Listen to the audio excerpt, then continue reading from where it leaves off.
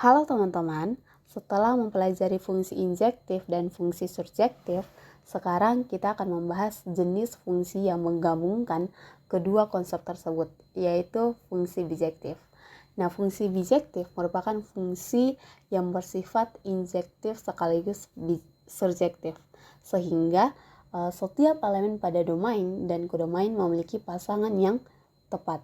Pada materi ini kita akan mempelajari apa itu fungsi bijektif, definisinya, syarat-syarat agar suatu fungsi dapat disebut bijektif, serta sifat-sifat yang dimilikinya. Selain itu, kita juga akan melihat beberapa contoh dan pembahasan soal untuk membantu memahami konsep fungsi bijektif dengan lebih mudah.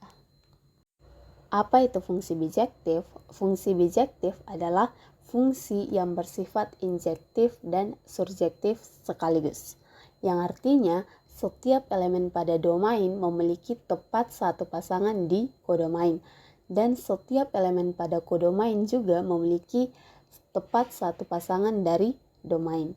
Karena memenuhi kedua syarat tersebut, fungsi bijektif ini memiliki fungsi inverse, yaitu fungsi yang dapat mengembalikan setiap elemen pada kodomain ke elemen domain asalnya. Selain itu juga teman-teman, fungsi bijektif ini yang memetakan suatu himpunan ke dirinya sendiri yang disebut permutasi. Nah, singkatnya, fungsi bijektif ini adalah fungsi yang memasangkan setiap elemen domain dengan tepat satu elemen kodomain dan sebaliknya. Pada definisi fungsi bijektif, suatu fungsi f dari A ke B disebut fungsi bijektif jika suatu fungsi tersebut bersifat injektif dan surjektif, yang artinya setiap elemen di himpunan A memiliki pasangan yang unik di himpunan B, dan setiap elemen di himpunan B memiliki pasangan dari himpunan A. Dengan kata lain, suatu fungsi ini dikatakan bijektif apabila setiap elemen domain dan kodomain berpasangan tepat satu sama lain. Berikut syarat fungsi bijektif. Ada beberapa syarat yang harus dipenuhi agar suatu fungsi menjadi bijektif. Nah, fungsi bijektif harus memenuhi 4 syarat berikut ini. Yang pertama, setiap elemen pada himpunan A harus memiliki pasangan di himpunan B. Yang kedua, setiap elemen pada himpunan A hanya boleh memiliki satu pasangan di himpunan B. Yang ketiga, setiap elemen pada himpunan B harus memiliki pasangan dari himpunan A. Dan yang keempat, setiap elemen pada himpunan B hanya memiliki satu pasangan dari himpunan A. Nah, fungsi bijektif ini terjadi ketika setiap elemen domain dan kodomain berpasangan tepat satu sama lain, sehingga fungsi tersebut bersifat injektif dan surjektif sekaligus. Adapun sifat-sifat dari fungsi bijektif, setelah memahami arti bijektif, berikut ini ada beberapa sifat penting dari fungsi bijektif yang berguna untuk memahami konsep ini dengan lebih baik. Yang pertama, himpunan domain dan kodomain dari suatu fungsi bijektif memiliki jumlah elemen yang sama. Yang kedua, kodomain dan rentang fungsi bijektif adalah sama. Yang ketiga, fungsi bijektif memiliki fungsi inverse. Yang keempat, inverse dari fungsi bijektif juga merupakan bijektif. Kelima, fungsi bijektif tidak mungkin berupa fungsi konstan. Keenam, fungsi bijektif jika direpresentasikan sebagai grafik selalu berupa garis lurus. Yang ketujuh, fungsi bijektif memiliki sifat refleksif, simetris, dan transitif.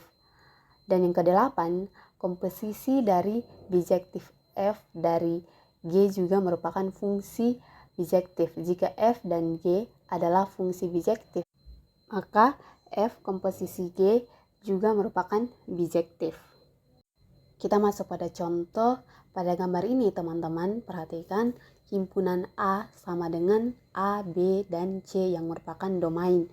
Sedangkan himpunan B yaitu 1, 2, dan 3 yang merupakan kodomain. Nah, pemetaan yang terjadi di sini adalah A dipasangkan dengan 1, B dipasangkan dengan 2, dan C dipasangkan dengan 3. Nah, di sini setiap elemen pada domain atau himpunan A ini memiliki tepat satu pasangan pada kodomain, yaitu B. Selain itu, tidak ada dua elemen domain yang memiliki pasangan yang sama.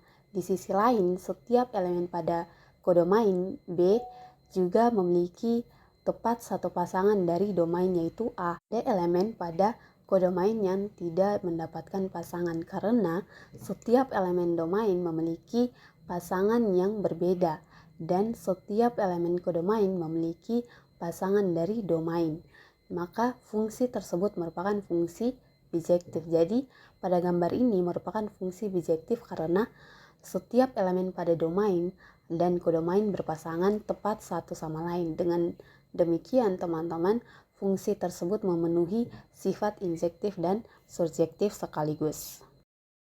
Kita masuk ke yang berikut, yaitu contoh soal. Buktikan bahwa fungsi 11F dari himpunan 1, 2, dan 3 ke himpunan 4, 5, dan 6 adalah fungsi bijektif. Nah, teman-teman, di sini diketahui bahwa F dari himpunan 1, 2, 3 ke himpunan 4, 5, dan 6. Nah, fungsi tersebut merupakan fungsi injektif karena setiap elemen pada domain yaitu 1, 2, dan 3 memiliki pasangan yang berbeda pada kodomain yaitu 4, 5, dan 6. Tidak ada dua elemen lain yang memiliki pasangan yang sama. Selain itu juga teman-teman, fungsi tersebut juga merupakan fungsi surjektif. Kenapa? Karena setiap elemen pada kodomain 4, 5, dan 6 memiliki pasangan dari domain yaitu 1, 2, dan 3. Dengan itu, tidak ada elemen pada kodomain yang tidak memiliki pasangan. Karena fungsi tersebut bersifat injektif dan surjektif sekaligus, maka fungsi ini merupakan fungsi bijektif. Dari pembahasan yang telah dilakukan dapat disimpulkan bahwa fungsi bijektif adalah fungsi yang bersifat injektif dan surjektif sekaligus. Pada fungsi bijektif, setiap elemen domain memiliki tepat satu pasangan di kodomain dan setiap elemen kodomain juga memiliki tepat satu pasangan dari domain. Dengan memahami pengertian, syarat-syarat, sifat, serta contoh pembahasan fungsi bijektif, diharapkan kalian dapat lebih mudah mengenali dan menentukan apakah suatu fungsi merupakan fungsi bijektif atau bukan. Semoga materi ini dapat membantu memperdalam pemahaman kalian tentang berbagai jenis fungsi dalam matematika. Terima kasih dan semoga bermanfaat.